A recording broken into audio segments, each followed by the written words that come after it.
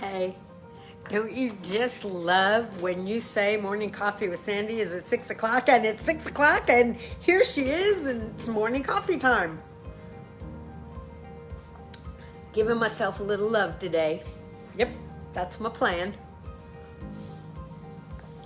Here's what I noticed. I like making you happy. So when you're happy, I get happy. So when I love you, I'm loving me. Loving you is so selfish, right? It's okay, it's the way it goes. I have so many things to discuss with you today. I kind of wanted to start with the celebrity thing just to get that out of the way, because I know some of you have sent me messages saying it's your favorite part, so I don't want to skip it. I had a roommate in college. Her name was Bonnie. Bonnie was the perfect college roommate because we were totally opposite in size, which meant we didn't have to share our clothes with each other.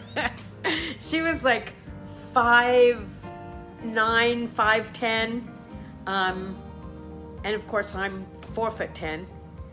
And yeah, anyway, she was a great roommate. Her father was a very well-known Hollywood writer. He wrote a lot of TV shows that I'm sure you were privy to, like Get Smart.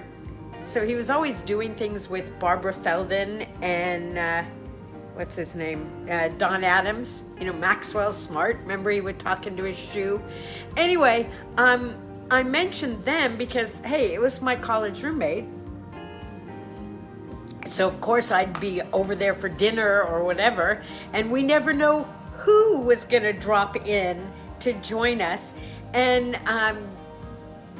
her dad, Stan Burns, you probably have heard of him, comedy writer, her dad would have this amazing array of people just kind of going through the house. And he would actually invite us to come and sit in the front row at some of the screenings and filmings. So we'd get to go do that and then meet the stars afterwards. So Barbara Feldon and Maxwell Smart were, of course, part of that group. But one evening I showed up for dinner. And do you remember the show Hogan's Heroes? Like, how bizarre that we had a comedy show about a Nazi concentration camp. Duh. Not that funny anymore, is it? Anyway, if you remember, the star of that show was Bob Crane, who has since passed, but good actor, funny guy, not quite as funny in person as he was on the show, kind of serious, but a really nice guy, and I got to have dinner with him one night, and it was just like having dinner with anybody's dad's friend. I mean, he was nice and he was interesting and he asked questions and there was a lot of laughter, a lot of innuendos that we young college freshmen didn't understand, but it was a fun evening. So Bob Crane, rest in peace. It was nice to meet you. And Stan Burns and my old friend Bonnie, wherever you are, I'm thinking about you. So, I asked you about puzzles yesterday and if there was a statute of limitations on finishing them, and it got me into going back to work on my puzzle again that I'd been letting sit all week.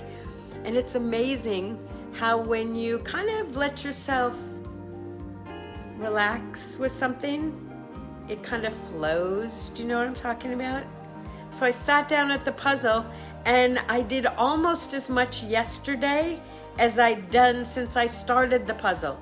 And it was pretty smooth and easy and comfortable, and I didn't feel stressed about it. It was nice.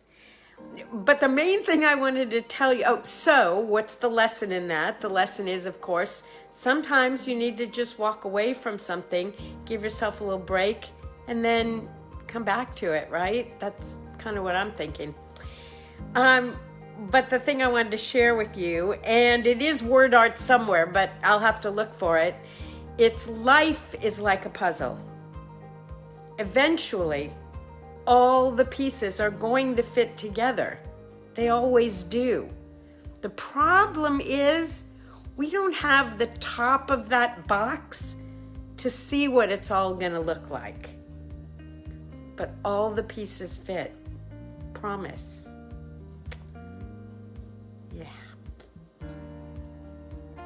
So, you know how you go to the doctor's office and when you check in, they usually give you like a little questionnaire and there's only like maybe 5 or 6 questions on it, and it's kind of strange questions, and actually what they're screening for is depression. It seems to be, especially now, pretty prevalent, but they ask you all kinds of questions, and the question that really gets to me every time is if you have a problem. Good morning, Henry. Good morning. If you have a problem, do you have someone to go to? That's a legitimate question. Who do you go to when you're sad? Or when you have a question? Or when you need some advice? Or if you just want to chat with someone? If you just need a little bit of connection? I know for some people, things like morning coffee are your connection. So thank you for letting me be that for you.